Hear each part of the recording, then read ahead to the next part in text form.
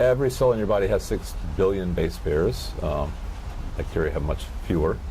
And each of those DNA base pairs, A, C, Gs, and Ts, gets converted to RNA and protein, and each of those folds up. Yeah. And the protein has 20 amino acids and triplets. And so along the way, we said, oh, we have to. So in crystallography was one of the first fields that was automated.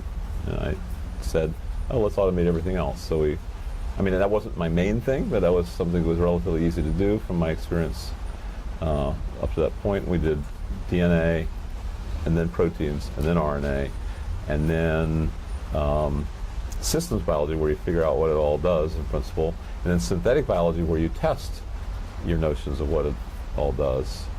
And that's kind of the phase we're in right now. Almost everything we do is about reading and writing complex biological systems, ranging from the atomic level to the organs, organisms, and even ecosystems.